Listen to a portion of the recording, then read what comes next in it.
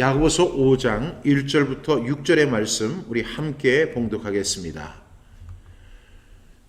야고보서 5장 1절부터 6절 말씀 우리 한 목소리로 함께 봉독합니다. 시작.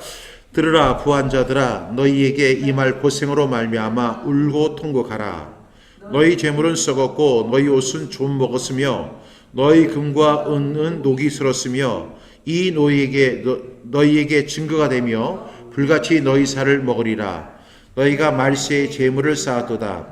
보라, 너희 밭에서 추수한 품꾼에게 주지 아니한 삭시 소리 지르며 그 추수한 자의 우는 소리가 만군의 주의 귀에 들렸느니라.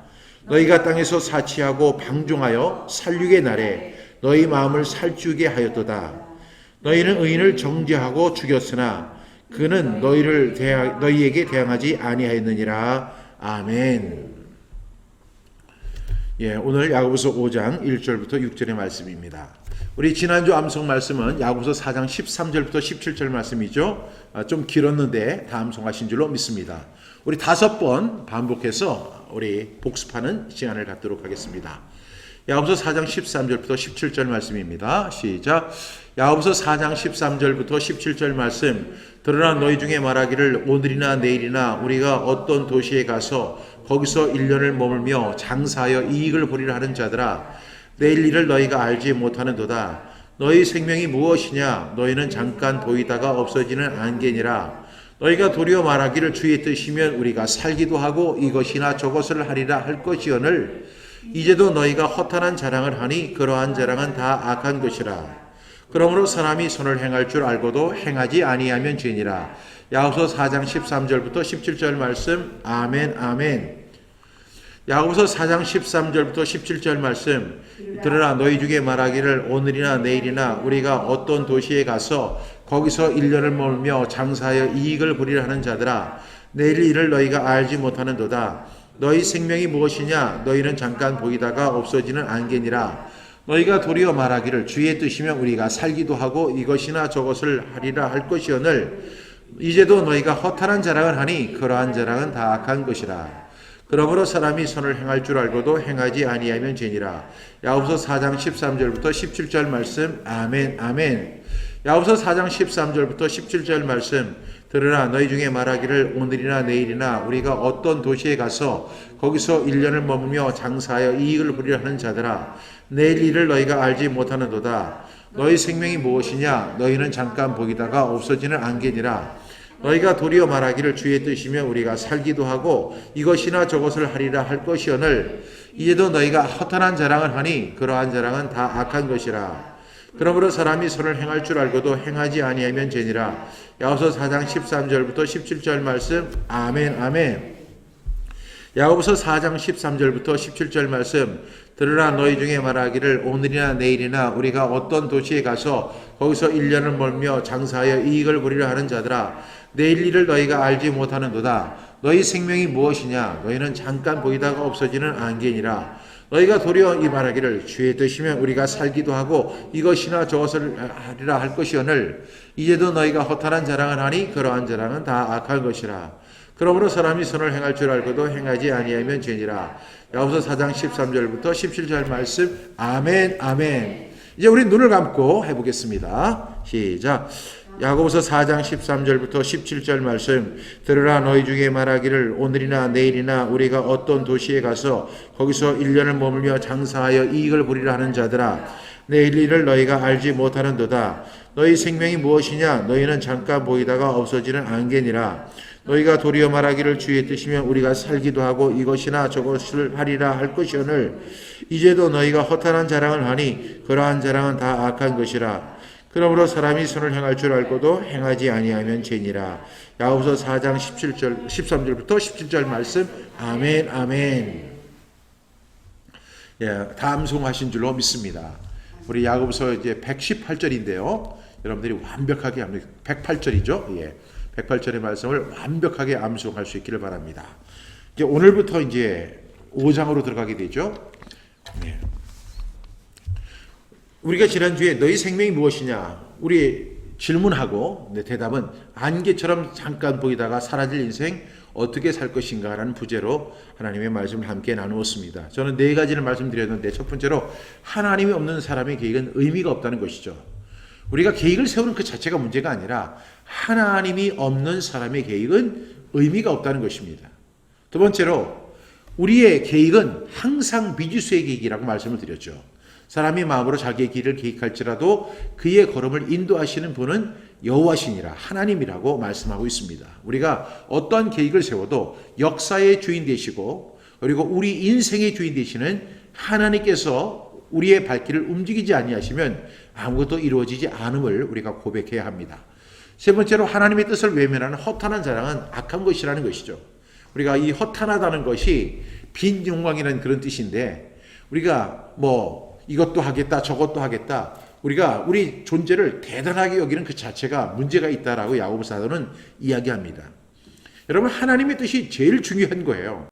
하나님의 뜻이 이 땅 하늘에서 이루어진 것 같이 땅에서도 이루어지도록 우리는 그렇게 기도해야 되고 하나님의 나라와 하나님의 의를 구하는 백성이 될 때 하나님께서 이 모든 것을 우리에게 더하시겠다고 주님께서 말씀해 주시지 않습니까? 그런데 우리가 하나님의 뜻을 저버리고 내가 이것을 하겠다, 내가 저것을 하겠다 이러한 것은 허탄한 자랑이고 이러한 것은 하나님 앞에서 악한 것이라고 분명히 말씀하고 있다는 사실입니다. 네 번째로 하나님을 가까이 하지 않는 선, 하나님을 가까이 하는 그 선을 행하지 않는 것도 죄가 된다. 그러므로 사람이 선을 행할 줄 알고도 행하지 아니하면 죄가 된다는 거예요. 하나님께서 우리에게 선을 행할 수 있는 그 말씀을 주셨어요. 그래서 우리가 그 선을 행해야 돼요. 근데 그것을 알고도 행하지 아니하면 그것이 죄가 된다는 사실을 지난주에 함께 말씀을 나눴습니다. 오늘은요, 부한 자들에게 내리는 하나님의 경고에 대해서 함께 말씀을 나누려고 합니다. 부한 자들에게 내리는 하나님의 경고입니다. 여러분 이제 야고보서가 다 거의 끝나가는데요. 오늘 우리가 5장에 보면 5장 1절부터 6절까지는 부한 자들에게 내리는 하나님의 경고입니다. 그래서 여기 있는 사람들에게 뭐라고 이야기를 하냐면 이 사람들은 부한 자들 그리고 그들에게 하나님의 경고가 임하는 것을 볼 수가 있습니다. 그런데 7절부터 이제 20절까지는 이제 부한 자들에 대한 이야기가 아니라 뭐에 대해서 나와요? 그 다음부터는 형제들아 이렇게 나와요. 그래서 야고보서를 우리가 쭉 하면서 이제 결론에 해당되는 말씀이 이제 7절부터 20절의 말씀인데요. 이 7절부터 20절은 굉장히 따뜻합니다. 근데 오늘까지 말씀은 굉장히 무섭습니다. 그리고 다음 주부터는 말씀이 엄청 풍성하고 위로가 있고 격려가 있고 사랑이 막 넘치는 말씀이 바로 야고보서 7장부터 5장 7절부터 20장까지 이렇게 쭉 이어지는 것을 볼 수가 있습니다. 그래서 다음 주 말씀이 저는 더 기대가 돼요. 그러나 우리가 야고보서를 접할 때마다 항상 제가 드릴 말씀이 있죠. 양약은 고구이나 이여병이라 충언은 고이나 이여행이라 좋은 약은 입에 쓰나 몸에는 이롭고 그 다음에 좋은 말은 귀에는 거스리지만 행동에는 이롭다. 이것이 바로 야고보서의 핵심이라고 말씀을 드릴 수가 있습니다. 오늘도 우리에게 하나님께서는 무서운 경고를 내리십니다. 이 경고 앞에 귀를 기울이는 저와 여러분 다 될 수 있기를 간절히 바랍니다. 첫 번째로 오늘 저는 여기서 부한 자들은 도대체 누구를 의미하는 것인가를 저는 질문을 합니다. 여기서 도대체 부한 자들아, 들으라 부한 자들아 이렇게 나오는데 그래서 부한 자들이 도대체 누구인지를 우리가 분명하게 알아야 될 줄로 압니다. 그래야만 이 부한 자들에 대한 경고에서 우리가 벗어날 수 있습니다. 두 번째로 부한 자들에게 대한 이제 미래 완료형 시제가 나타나는 것을 볼 수가 있어요. 미래 완료형 시제. 미래 완료형 시제. 좀 어려운 말이지만 영어 문법을 공부하신 분들은 너무너무나 잘 아는 말이 미래 완료형 시제죠. 어려운 말 절대 아닙니다. 그러니까 여러분들이 긴장하지 말고 들으시면 다 이해할 수 있습니다. 2절부터 3절이 바로 미래 완료형 시제에 대해서 이렇게 언급하고 있습니다. 세 번째는 부한 자들에 대한 악랄한 만행과 그 보응, 그리고 이제 부한 자들이 악랄한 만행을 저지릅니다. 그리고 하나님의 보응에 대해서 이야기하고 있다는 것입니다. 그 다음에 네 번째로 의인을 정죄하고 죽이는 것. 그것이 바로 오늘 야고보서 5장 1절부터 6절의 말씀의 내용이라고 할 수 있습니다. 오늘 말씀까지 정말로 무섭습니다. 그리고 이 말씀을 들을 때마다 우리가 경각심을 가지지 않을 수가 없어요. 그리고 하나님 앞에 우리가 벌거벗은 것처럼 우리의 자신, 우리의 모습이 드러나는 것을 인정하지 않을 수가 없습니다. 그러나 7절부터는 말씀이 굉장히 따뜻해지고 위로가 있고 격려가 있고 치유가 있으니까 여러분 기대해 보셔도 좋을 것 같습니다. 그럼 오늘 말씀을 우리 함께 나누도록 하겠습니다. 먼저 여기서 부한 자들은 누구인가 하는 것입니다. 우리 4장 1절 말씀 우리 함께, 아니요, 4장 1절이 아니라 5장 1절이죠. 제가 잘못 기재했네요. 5장 1절 말씀 우리 함께 봉독합니다. 시작. 들으라 부한 자들아 너에게 이 말 고생으로 말미암아 울고 통곡하라. 이렇게 이야기합니다. 여러분 여기서 들으라. 여러분 이 들으라고 하는 이야기는 구약에 보면 신명기 6장 4절부터 9절에 보면 이스라엘아 들으라. 들으란 말이 뭐죠? 쉐마죠. 그런데 이 들으라고 할 때는 항상 이런 의미로 받아들이면 돼요. attention, 집중해, 잘 들어, 이런 그런 의미로 우리가 받아들이면 될 것 같아요. 들으라, 부한자들아. 근데 여기서 부한자들은 도대체 누굴까요? 왜냐하면 이 부한자들에게 주시는 말씀입니다. 너희에게 이 말 고생으로 말미암아 우리는 어떻게 해야 된다? 부한자들은요, 울고 통곡하라는 거예요. 부한자들은 어떻게 하라고요? 울고 통곡하라. 왜? 너희에게 지금은 아니지만 너희에게 장차 이 말 고생이 있는데 그 고생이 너무나 혹독해서 너희들이 울고 통곡하라는 것입니다. 여기서 부한자들은 도대체 누구를 의미하는 걸까요? 가장 중요한 질문입니다. 이 부한자들에 대한 경고인데 누가 부한자들인지를 우리가 알아야 한다는 것이죠. 제가 목사님들의 그 설교를 이 야고보서 5장에 대해서 10편 이상의 설교를 들어본 것 같아요. 권위 있는 목사님들, 신학자들의 설교를 제가 10편 이상 들으면서 도대체 이 부한자들은 누구일까? 왜냐하면 이 부한자들에 대한 명확한 규정이 별로 없습니다. 야고보서를 강의하는 분들도 많지 않아요. 다른 복음서나 이런 것들을 강의하는 분들은 많은데 야고보서를 강의하는 분들은 정말 적거든요. 신학자들도 이 야고보서를 슬쩍 피해갑니다. 여러분들이 잘 아시는 것처럼 칼빈도 이 야고보서를 지푸라기 서신이라고 해서 경시했다는 사실을 너무나 잘 알고 있지 않습니까? 그러다 보니까 이 부한자들에 대한 의미를 사람들이 잘 언급도 안 하고 그걸 회피하는 그런 경향이 있습니다. 그래서 이 악한 부자들에 대한 만행을 이야기는 하지만 그걸 하면서 슬쩍 넘어가는 거예요. 그런데 저는 이 말씀을 읽는 가운데, 이 말씀을 묵상하는 가운데 제가 느낀 것은 뭐냐면 부한자들이 누구인지를 알아야 한다는 것이죠. 분명 부한자들에 대한 경고인데 누가 부한자들인지.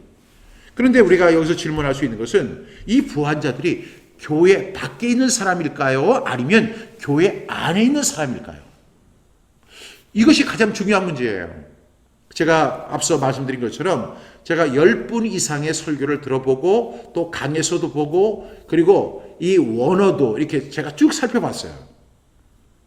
근데 여기서 부한자들아, 들으라 부한자들아 이렇게 얘기할 때 이 사람들이 교회 밖의 사람들인지 아니면 교회 안에 있는 사람을 거론하는 것인지 이것이 정말 저는 궁금했어요. 여러분들 어떻게 생각하세요? 여기 아니에요. 부한자들아. 이 부한자들은 교회 밖에 있는 사람일까요? 아니면 교회 안에 있는 사람을 의미할까요? 그런데 참으로 놀라운 것은 제가 10분 정도의 설교를 들어보고 강의에서도 읽어봤는데 그 사람들은 그 부한자들을 교회 밖의 사람들, 그러니까 non-Christian, 비신자라고 이렇게 정의를 하는 거예요. 과연 그럴까? 그렇다면 굳이 이 부한자들은 성경을 읽지도 않고 이 말씀을 묵상하지도 않는데 그들에게 막 허공을 치는 것처럼 이 말씀을 주는 의미가 도대체 무엇일까를 제가 생각해 보지 않을 수가 없었습니다. 만약에 교회 밖에 있는 사람을 의미한다고 하면 그 나와는 상관이 없는 거잖아요. 난 교회 안에 있는 사람이잖아요. 그렇다면 이 말씀은 우리에게는 전혀 상관이 없는 말씀일 수 있어요. 그런데 제가 5장 1절을 계속 읽었습니다. 들으라 부한자들아 너희에게 이 말 고생으로 말미암아 울고 통곡하라. 이 말씀을 계속 이렇게 선포하고 또 선포하는 가운데 제가 내린 결론은 이것은 교회 밖에 있는 사람을 향한 말씀이 아니라 교회 안에 있는 사람을 향하는 말씀이라는 사실을 확실하게 알 수 있었습니다. 여러분, 교회 안에 있는 사람을, 그렇다면 우리 모두는 눈물을 흘리며 회개해야 돼요. 교회 안에 있는 사람을 의미한다고 하면 우리는 눈물을 흘리며 회개해야 됩니다. 왜냐하면 우리에게 장차 임할 고생이 우리에게 임할 것이기 때문에, 우리가 부하다면, 부한 자들로 우리가 하나님의 정죄를 받는다면 우리는 어떻게 돼요? 장차 임할 고생으로 말미암아 우리는 울고 통곡하는 일이 장차 우리에게 있을 것이라는 것이죠. 그렇기 때문에 그런 일이 있기 전에 우리는 어떻게 해야 돼요? 눈물을 흘리면서 그 길에서 벗어나 빨리 속히 회개해야 돼요. 교회 안에 있는 사람들에게 해당되는 말씀이라고 한다면. 그러다가 제가 애초부터 이 편지가 누구를 향한 것인지를 살펴볼 필요가 있었죠. 그것이 바로 우리가 야고보서 1장 1절을 보면 이것에 대한 핵심이 무엇인지를 알 수 있다는 것입니다. 우리 함께 선포해 볼까요? 시작. 하나님과 주 예수 그리스도의 종 야고보는 흩어져 있는 12지파에게 문안하노라, 이렇게 말씀하죠. 야고보서 1장 1절을 보게 되면 이 편지의 수신자가 누구인지를 알 수 있어요. 이 수신자는 바로 하나님과 주 예수 그리스도의 종 야고보는 누구에게? 흩어져 있는 디아스포라된 12지파, 12지파 중에서 디아스포라가 된 사람들이 있어요. 이 사람들이 누굴까요? 바로 하나님을 믿는다고 하다가 흩어진 사람들이에요. 그러니까 이 사람들은 교회 밖의 사람일까요? 교회 안의 사람일까요? 교회 안의 사람. 하나님을 믿는 사람일까요? 하나님을 믿지 않는 사람일까요? 하나님을 믿는 사람을 의미하는 거예요. 그러다가 제가 다시 한번 이 말씀을 자세히 살펴보니까 해답이 나옵니다. 오늘 1절을 자세히 한번 살펴보면 해답이 나오죠. 들으라 부한자들아. 들으라 부한자들아. 이 말은 모든 사람에게 해당되는 말은 분명히 아니에요. 왜? 여기서 부한자들이 있고 부하지 못한 사람들이 있을 거예요. 그런데 이것은 지정해서 이렇게 말씀하죠. 들으라 부한자들아. 그러니까 지금 여기에 10사람이 있는데 10사람 가운데 10사람에게 다 해당되는 것이 아니라 부한 사람들에게 주시는 하나님의 경고라는 거예요. 그래서 교회 안에는 분명히 가난한 사람이 있어요. 예수님이 말씀하신 것처럼 심령이 가난한 자는 복이 있나니 천국이 그들의 것이며, 그런 사람이 교회 안에 분명히 있어요. 그런 사람에게 해당되는 말씀이 아니라 누구에게? 교회 안에 있지만 여전히 부한 상태에 있는 사람들을 향해서 지금 야고보 사도가 말씀하고 있다는 사실을 여러분들이 꼭 기억할 수 있기를 바랍니다. 여러분, 이 부한 자들은 어떤 사람이에요? 우리가 누가복음 16장 13절에 보니까 집 하인이 두 주인을 섬길 수 없나니 혹 이를 미워하고 저를 사랑하거나 혹 이를 중히 여기고 저를 경히 여김이라. 너희는 하나님과 죄물을 겸하여 섬길 수 없느니라, 이렇게 말씀해요. 여기서 부한 자들은 누구예요? 여러분, 우리는 왜 교회 안에 머물러 있습니까? 하나님을 섬기기 위해서 우리가 교회 안에 머물러 있는 거예요. 우리가 하나님 앞에 예배하기 위해서 교회 안에 머물러 있는 거예요. 하나님 앞에 기도하기 위해서 교회 안에 머물러 있는 거예요.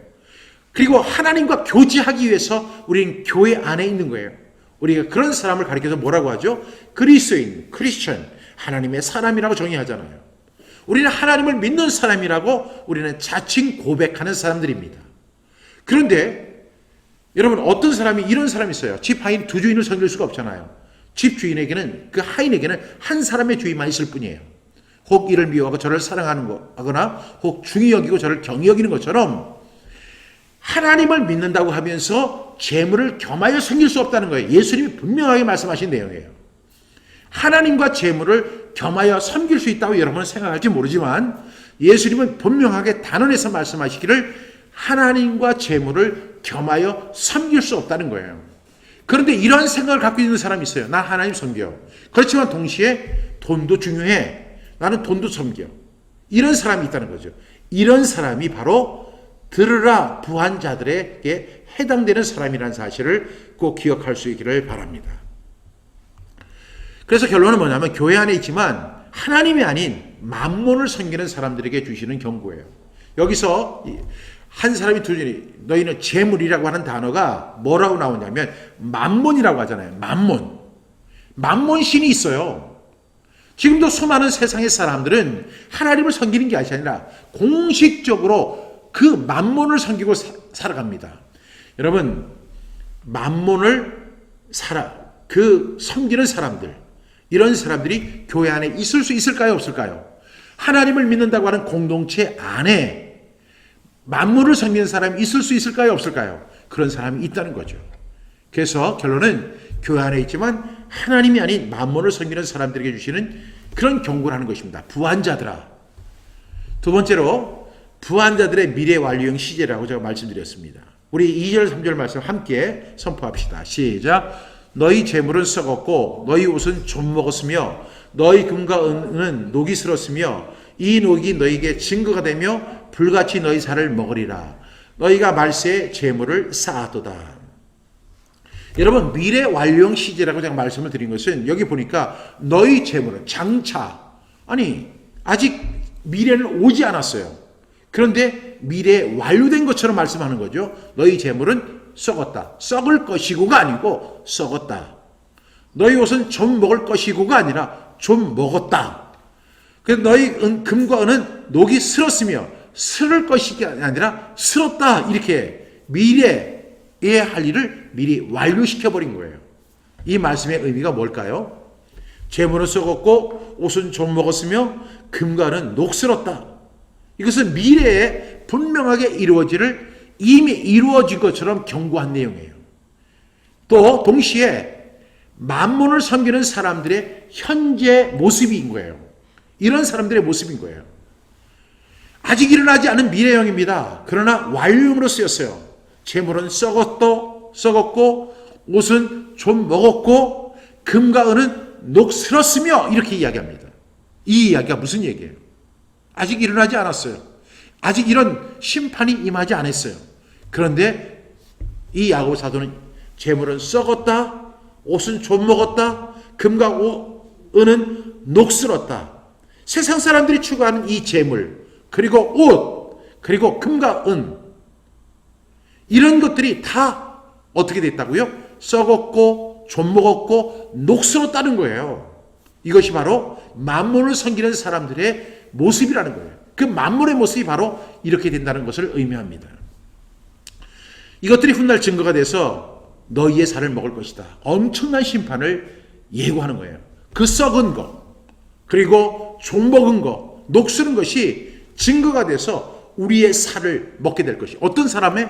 부한 자들의 살을 먹게 될 것이다. 이것은 엄청난 심판을 예고하는 내용입니다. 아직 일어나지 않았어요. 그러나 완료형으로 쓰여졌어요. 이것은 그만큼 확실하다는 것을 의미하는 거예요.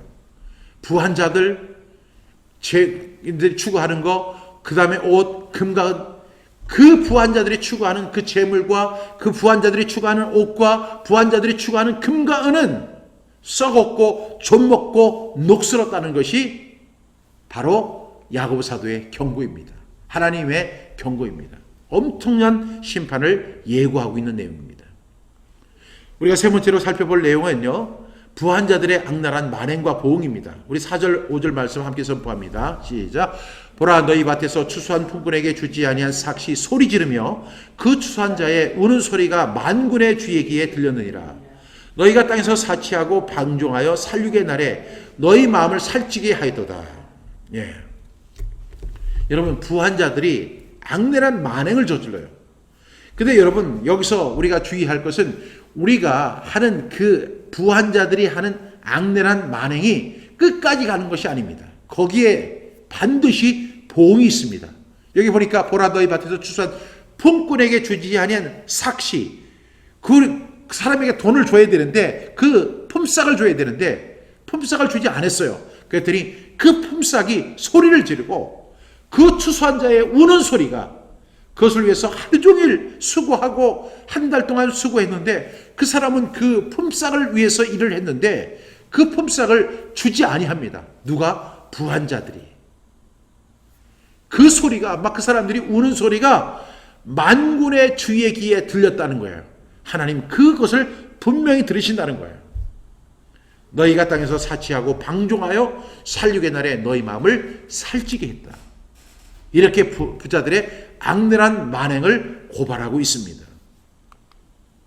여러분, 부한 자들의 악랄한 만행을 우리가 살펴보면 추수한 일꾼들에게 삭슬 주지 않습니다. 그리고 그 돈으로 자기의 땅에서 사치합니다. 방종합니다. 그리고 살육의 날에 자기의 마음을 살찌웁니다. 부한 자들이 이렇게 하는 거예요. 부한 자들의 악랄한 만행의 모습입니다. 그래서 나는 이렇게 말하죠. 나는 부한 자가 아니에요. 나는 다른 사람의 삭을 떼어먹지 않았어요. 나는 방종하지 않았어요. 나는 살육의 날에 마음을 살찌우지 않았어요. 이렇게 우리가 변명할 수 있어요. 부한 자들은 이렇게 변명할 수 있어요. 그런데 여러분, 우리가 마태복음 25장 41절부터 45절 말씀을 보면 하나님의 심판이 어떻게 임하는지 우리가 한번 볼 수 있습니다. 우리 함께 선포해 볼까요? 시작. 또 왼편에 있는 자들에게 이르시되 저주를 받은 자들아, 나를 떠나 마귀와 그 사자들을 위하여 예비된 영원한 불에 들어가라. 내가 줄일 때 너희가 먹을 것을 주지 아니하였고, 목마를 때 마시게 하지 아니하였고, 나그네 되었을 때 영접하지 아니하였고, 헐벗을 때 옷 입히지 아니하였고, 병들었을 때와 옥에 갇혔을 때 돌보지 아니하였느라 하시니. 여러분, 오른편에 있는 사람들에게는 영원한 천국에 들어가라 이렇게 말씀하십니다. 그러면서 그들에게 말씀하시기를 내가 줄일 때 너희가 먹을 것을 주었고 내가 목마를 때 마시게 했다. 그랬더니 그 사람들이 그래요. 언제 주님께서 나그네 되셨고, 언제 주님께서 헐벗었고, 언제 주님께서 병들으셨고, 언제 주님께서 옥에 갇히셨습니까? 이렇게 그 사람들이 얘기하는 거예요. 그랬더니 예수님이 지극히 소자, 작은 자에게 한 것이 곧 나에게 한 것이다 라고 말씀하신 후에 이제 왼편에 있는 자들에게 말씀하시는 거예요. 저주를 받은 자들아, 나를 떠나서 마귀와 그 사자를 위하여 예비된 영원한 불에 들어가라. 그러면서 그 이유에 대해서 말씀하시죠. 내가 줄일 때 너희가 먹을 것을 주지 아니하였고, 목마를 때 마시게 하지 아니하였고, 나그네 되었을 때 영접하지 아니하였고, 헐벗을 때 옷 입히지 아니하였고, 병들었을 때와 옥에 갇혔을 때 돌보지 아니했다. 그랬더니 이 사람들도 이렇게 이야기합니다. 44절 45절 함께 선포합니다. 시작. 그들도 대답하여 이르되 주여 우리가 어느 때 주께서 줄이신 것이나 목마르신 것이나 나그네 되신 것이나 헐벗은 것이나 병드신 것이나 옥에 갇히신 것을 보고 공양하지 아니하더이까. 그러니까 45절 말씀 시작. 이에 임금이 대답하여 이르시되 내가 진실로 진실로 너희에게 이르노니 이 작은 자 하나에게 하지 아니한 것이 곧 내게 하지 아니한 것이라 하시니. 여러분, 이 사람들에게 주님이 나를 떠난 마귀와 그 사자들을 위하여 예비된 영원한 불에 들어가라, 지옥에 들어가라는 거예요. 그러면서 그 이유를 말씀하시는데 내가 줄일 때 너희가 먹을 것을 주지 아니하였고, 목마를 때 마시게 하지 아니하였고, 나그네 될 때 영접하지 아니하였고, 헐벗을 때 옷 입히지 않았고, 병들었을 때 옥에 갇혔을 때 돌보지 아니했다. 그랬더니 그 사람들도 할 말이 있어요. 언제 우리가 그랬습니까? 언제 주님께서 줄이셨습니까? 주님께서 줄이셨으면 내가 분명히 내가 먹을 걸 드렸을 것입니다. 목마르셨다면 제가 물을 드렸을 것입니다. 나그네 되셨다면 제가 돌봤을 것입니다. 헐벗을 때 제가 옷을 드렸을 것입니다. 병에 드셨거나 옥에 갇히셨다면 제가 분명히 공양했을 것입니다. 예수님이 이렇게 말씀하시죠. 이에 임금이 대답하여 이르시되, 여기서는 뭐라고 말씀하세요? 임금이라고 말씀하세요. 예수님이신데 예수님이 지금 어떤 신분을 가지고 이야기하시냐면 임금된 신분으로 말씀하세요. 내가 대답하여 이르시되 내가 진실로 너희에게 이르노니 이 지극히 작은 자 하나에게 하지 아니한 것이 곧 내게 하지 아니한 것이니라. 이렇게 말씀하셨어요. 우리가 오늘 부한 자들에게 주시는 경고를 볼 때 내가 언제 다른 사람의 삭슬 떼어 먹었습니까? 내가 언제 다른 사람을 갖다가 착취했습니까? 내가 언제 다른 사람의 눈에 눈물 나게 했습니까? 이렇게 우리가 이야기할 수 있어요. 얼마든지 변명할 수 있어요. 그런데 여러분 꼭 기억하십시오. 우리가 지극히 작은 것에 그렇게 하지 않은 것, 주님께서 옥에 갇히신 것처럼 그 갇혔을 때 돌보지 아니한 것처럼 우리가 하지 아니한 것도 결국에는 심판이 된다는 거예요. 그래서 야고보서 4장 19절은 뭐라고 이야기하죠? 그러므로 사람이 선을 행할 줄 알고도 행하지 아니하면 죄가 된다는 거예요. 여러분, 이 말씀을 우리가 무섭게 받아들일 수 있기를 바랍니다. 우리 구약 성경은 여러분 구한자들에 대한 그 만행을 하나님은 이렇게 보응하시는 거죠. 그 무서운 약자들이 가장 강력한 저항을 할 수 있는 게 뭐 하는 거예요? 하나님 앞에 신원하는 거예요. 하나님 너무 배고파요. 하나님 제가 일을 했는데 그 삭스를 받지 못했어요. 이렇게 하나님 앞에 신원할 때 그 결과는 엄청나게 무서운 심판의 결과가 주어진다는 것을 야고보서들은 우리에게 분명히 말씀하고 있다는 것입니다. 우리 구약 성경을 보게 되면요. 레위기 19장 13절 말씀 우리 함께 선포하겠습니다. 시작. 너는 내 이웃을 억압하지 말며 착취하지 말며 품굿의 삭을 아침까지 밤새도록 내게 두지 말며. 아침까지. 여러분 오늘 밤에 줘야 되는데 그걸 아침까지 가지고 있는 것도 죄악이에요. 조금만 늦춰주는 것도 죄악이라는 거예요. 그것이 바로 레위기에서 주시는 말씀입니다. 여러분 레위기는 하나님이 주신 그 계명이죠. 그런데 이것을 다시 들으라 이야기한 내용이 어디죠? 신명입니다. 그 신명기 24장 15절은 이렇게 선포합니다. 시작. 그 품삯을 당일에 주고 해질 후까지 미루지 말라. 이는 그가 가난함으로 그 품삯을 간절히 바람이라. 그가 너를 여호와께 호소하지 않게 하라. 그렇지 않으면 그것이 네가 죄가 될 것입니다. 하나님은 품삯을 어떻게 하라고 했어요? 당일에 주고 해질 후까지도 미루지 말라는 거예요. 여러분 우리가 조금이라도 그 재물을 가지고 만행을 했다면 이것이 하나님 앞에서 엄청난 심판의 결과를 가져온다는 사실을 우리가 기억하셔야 돼요. 나 부한 사람 아니에요. 나는 가난한 사람이에요. 나는 이런 착취를 하지 않았어요. 나는 품삯을 떼어먹지 않았어요. 여러분 우리가 그 성경은 이야기하죠. 1.1획도 다 이루어진다고 했습니다. 성경은 이렇게 분명하게 말씀하셨어요. 레위기를 통해서 분명히 말씀하셨다가 이 말씀을 리와인드 하신 말씀이 바로 신명기 24장 15절이에요. 이 말씀을 자세히 풀어서 강력하게 말씀하시는 거예요. 우리 네 번째로 의인을 정죄하고 죽인다고 말씀합니다. 6절 말씀 시작. 너희는 의인을 정죄하고 죽였으나 그는 너희에게 대항하지 아니하였느니라. 여기서 너희는 의인을 정죄하고 죽였다. 부한 자들이 결국은 어떤 일을 한 거예요? 의인을 정죄했어요. 그리고 죽였습니다. 여러분 두 가지 행위를 했죠. 의인을 정죄하고 죽였다. 근데 그 의인은 너희에게 대항하지 아니했다는 거예요. 여러분 그 사람이 대항하지 아니했다고 해가지고 내가 이긴 것으로 생각하면 안 돼요. 그 다음에 뭐가 있어요? 하나님의 무서운 심판이 있다는 거예요. 여러분 여기 의인은 누구를 말할까요? 세 가지 견해가 있습니다. 학자들은 그 첫 번째로 예수님을 의미한다라고 주장하는 사람들이 있어요. 두 번째로 사도 야고보 자신을 주장한다는 주장도 있습니다. 왜냐하면 이 야고보서를 쓴 후에 야고보가 그 순교를 당하게 되죠. 그래서 자기의 순교를 이미 알았기 때문에 자기 자신을 이야기했다는 주장도 있습니다. 세 번째로 억압을 당하는 약자들을 표현했다는 주장도 있습니다. 여기서 의인을 이렇게 이야기합니다. 여기서 예수님을 주장한다는 주장도 있고 사도 야고보 자신을 말한다는 주장도 있고 억압을 당하는 약자들을 표현한다는 주장도 있습니다. 근데 이 결론은 예수님일 가능성도 있지만 예수님은 어떻게 하셨죠? 이 말씀이 어느 말씀과 일치되냐면 이사야서 53장 7절입니다. 같이 한번 선포해 볼까요? 시작. 그가 고종을 당하여 괴로울 때도 그의 입을 열지 아니하였으며 마치 도수장으로 끌려가는 어린 양과 털 깎는 자 앞에서 잠잠한 양같이 그의 입을 열지 아니하였도다. 그러니까 이 말씀의 근거에서 보면 누구와 가장 유사하죠? 예수님과 가장 유사합니다. 그러나 오늘 전체적인 내용은 이 의인은 억압을 당하는 약자들을 표현한다는 주장이 더 일리가 있습니다. 그 억압을 당하는 약자들을 표현한다는 주장이 그것이 더 일리가 있다고 말씀드렸어요. 근데 여기서 너희가 무엇을 말하며 무슨 짓을 했는가 하는 거예요.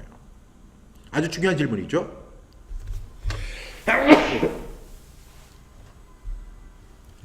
이 질문에 앞서 이제 부한 자들이 바로 교회 안에 있는 사람들이라면 여기서 너희는 바로 내가 될 수 있다는 것을 의미하는 거예요. 내가 바로 교회 안에 만몬의 사자가 될 수 있다는 사실을 말씀하고 있습니다. 중요한 질문이죠. 그리고 나는 무슨 일을 했죠? 정죄했죠. 정죄하는 것은 뭐예요? 죄를 뒤집어 씌우고 그것을 빌미로 판단하고 비방하는 거예요. 우리가 야고보서 4장에 보면 판단은 누구의 몫이라고 했죠? 하나님의 몫이에요. 이 판단은 심판의 의미와 같습니다. 비방은 뭐예요? 사탄의 영역이라고 말씀을 드렸죠. 사탄은 계속 비방하는 자예요. 사탄이라는 이름의 뜻이 비방하는 자예요. 근데 그 사람에게 죄를 뒤집어 씌우고 그것을 빌미로 판단 및 비방한 것, 이것이 바로 의인을 정죄하고 죽이는 행위라는 것입니다. 두 번째로 죽였다는 것입니다. 사탄이 대리인에 대해서 도둑질하고 죽이고 멸망시키는 일을 했습니다. 요한복음 10장 10절에 보니까 도둑이 오는 것은 도둑질하고 죽이고 멸망시키려는 것뿐이요. 그러니까 이것은 교회 안에 있는 만문의 사자들이 하는 거예요. 교회 안에 있지만 자칭 크리스천이라고 하지만 그리고 그리스도인이라고 하지만 하나님을 믿는다고 고백하지만 하나님의 자녀가 되었다고 스스로 주장하지만 교회 안에 머물고 있으면서 교회 안에 있는 약자들을 착취하고 그들을 비방하고 그들을 정죄하고 그들을 판단했다는 거예요. 여러분, 그런 일들이 교회 안에서 이루어질 수 있을까요? 없을까요? 여러분, 야고보서는 그 내용을 오늘 결론적으로 이야기하는 거예요. 가난한 사람이 오면 너는 내 밑에 앉든지 저 발등석에 앉든지 그렇게 해라. 부한 자들이 오면 여기 앉으세요. 이렇게 하고 가난한 사람들에게 립싱크만 합니다. 배불리 먹어라. 몸을 따뜻하게 해라. 그렇게 하면서 몸에 쓸 것을 주지 아니하면서 그런 립싱크나 하는 그런 사람들이 바로 부한 자들에 대한 결론입니다. 그러면서 그들은 교회 안에 있는 그 기득권을 가지고 그 가난한 사람들을 정지하고 죽이는 일을 했다는 거예요. 여러분, 교회 안에도 이러한 일들이 충분하게 일어날 수 있다는 사실을 인정하셔야 돼요. 제가 이민 목회를 하면서 가장 가슴 아팠던 일은 뭐냐면 우리 그 이민 사회 속에서 서로 사랑하고 서로 보호해주고 서로 정보를 제공해주고 서로를 도와줘도 부족한 거예요. 왜냐하면 우리가 외국에서 나가서 살면 우리는 소수자이고 약자고 정말로 보호받아야 할 사람들입니다. 누가 누구를 보호해 줍니까? 같은 민족끼리 같은 나라 사람들끼리 서로 아끼고 사랑하고 보호해 줘야 되는데 아니 교회 밖에서야 얼마든지 그런 악한 일이 자행될 수 있다고 하지만 교회 안에서도 서로를 비방하고 태가 갈라지고 서로 정죄하고 판단하고 그리고 막 공격하는 그런 일들이 얼마나 비일비재한지 몰라요. 제가 제일 가슴 아팠던 사건 하나를 오늘 말씀의 결론으로 내리려고 해요. 제가 저희 교회 성도 가운데 한 분이 슈퍼마켓을 합니다. 근데 그 장소를 얻을 때도 제가 그분에게 도움을 줬어요. 그분은 영어를 그렇게 잘하시는 분이 아니었기 때문에 제가 이제 계약하는 과정 그리고 그 건물을 얻는 과정에서 전적으로 도와서 그분의 슈퍼마켓이 잘 진행될 수 있도록 도와드렸어요. 근데 또 다른 분이 한국에서 오셨어요. 그분도 슈퍼를 하시게 되는데 제가 생각해서 보니까 그 옆자리가 있어서 제가 그 옆자리에 그분에게 양해를 구했어요. 이렇게 슈퍼가 2개 있어도 참 좋습니다. 뭐 시드니 같은 경우에 보니까 뭐 3개씩 붙어 있고 차이나타운 같은 경우는 여러 개가 붙어 있어도 오히려 장사가 잘 되는 경우가 많습니다. 그래서 이 2개의 슈퍼가 이제 우리 교회 성도였습니다. 그런데 어느 날 그 A 슈퍼에 계시는 분이 B 슈퍼에 있는 분들을 위생청에 신고를 해버렸어요. 그래서 이 B 슈퍼를 운영하시는 분이 강제 출국을 당하는 그런 안타까운 일이 있었어요. 제가 목회를 하고 설교를 하면서 하나님의 말씀을 증언하고 하나님의 말씀으로 그들을 양육한다고 생각했는데 결과가 그렇게 나올 때 제 마음은 무너지는 것 같았고 제가 그동안 설교했던 모든 것이 다 부질없게 느껴졌고 심지어는요 제 목회까지도 제가 거기에 회의를 가질 정도였습니다. 여러분, 교회 안에도 그런 일이 일어날 수 있음을 우리가 인정해야 돼요. 우리는 이제 이러한 것을 벗어버려야 됩니다. 만약 내가 부한 자들에 속한 사람이며 그 만문의 사자로서 교회 안에 정죄를 우리가 교회에 있는 형제들을 정죄하고 죽인 일에 가담했다면 나는 어떻게 해야 될까요? 만약 그런 일을 단 한 번이라도 자행했다면 어떻게 해야 될까요? 하나님의 무서운 심판 앞에 우리는 겸허해야 돼요. 그리고 우리 하나님께서 말씀하시죠. 너희 재물은 썩었고 옷은 좀 먹었고 금과 은은 녹슬었다. 이렇게 말씀하시면서 너희에게 이 말 고생으로 말미암아 울고 통곡하라고 말씀합니다. 이러한 일이 우리에게 닥치기 전에 우리 어떻게 해야 돼요? 하나님 앞에 회개하는 저와 여러분 되시기 바랍니다. 오늘 저는 야고보서 5장 1절부터 6절의 말씀을 대언했어요. 이건 제 이야기가 아니에요. 하나님의 말씀입니다. 들으라 부한자들아 너희에게 이 말 고생으로 말미암아 울고 통곡하라. 너희 재물은 썩었고 너희 옷은 젖먹었으며 너희 금과 은은 녹이 슬었으며 이 녹이 너희에게 증거가 되며 불같이 너희 살을 먹으리라. 너희가 말세에 재물을 쌓아두다. 보라 너희 밭에서 추수한 품꾼에게 주지 아니한 삭시 소리 지르며 그 추수한 자의 우는 소리가 만군의 주에게 들렸느니라. 너희가 땅에서 사치하고 방종하여 살육의 날에 너희 마음을 살찌게 하였다. 너희는 의인을 정죄하고 죽였으나 그는 너희에게 대항하지 아니하였다. 만약에 우리가 이 말씀을 통해서 이것이 나에게 해당되는 말씀이라면 우리 하나님 앞에서 회개하고 돌이킬 수 있는, 그리고 정말로 예수 그리스도의 심장을 우리 속에 이식하는 저와 여러분 되시기를 주님의 이름으로 부탁합니다. 여기서 부한자들은 누구일까요? 부한자들의 미래 완료형 시제를 우리가 살펴봐야 합니다. 그리고 악랄한 만행과 봄, 이러한 일들에서 벗어나서 진정으로 하나님 앞에 회개하고 이 야고보서를 통해서 주시는 그 교훈 앞에 우리가 낮아지고 겸허해지고 이 말씀 앞에 우리가 순종하고 복종하는 저와 여러분 모두가 다 될 수 있기를 주님의 이름으로 부탁드립니다. 너무나 딱딱한 말씀을 드렸지만 이 말씀이 저에게 그리고 우리 모두에게 교훈이 될 수 있기를 간절히 바랍니다. 기도하시겠습니다. 하나님 아버지, 오늘 이 말씀을 들을 때마다 너무나 마음이 찔리고 내가 이 잘못을 자행한 사람이 아닌가를 돌아보게 됩니다. 하나님, 만약에 우리가 이러한 잘못을 저질렀다면, 부한 자들에게 속한 사람이었다면 우리에게 임할 고생과 통곡, 하나님 이런 일이 없도록 우리가 회개할 수 있도록 도와주시고, 그리고 진정으로 하나님의 사람으로 변화되고 하나님 기뻐하시는 하나님의 사람으로 살아가는 우리 모두가 되게 하여 주옵소서. 이 교훈의 말씀이 너무나 무섭고 냉철하게 우리에게 다가오지만 양약은 고기나 이어병이고 충언은 고기나 이어행인 것처럼 이 말씀이 우리에게 귀한 교훈이 그리고 생명을 살리는 복된 말씀 되어질 수 있도록 도와주시옵소서. 예수님의 이름으로 감사하며 간절히 기도합니다. 아멘.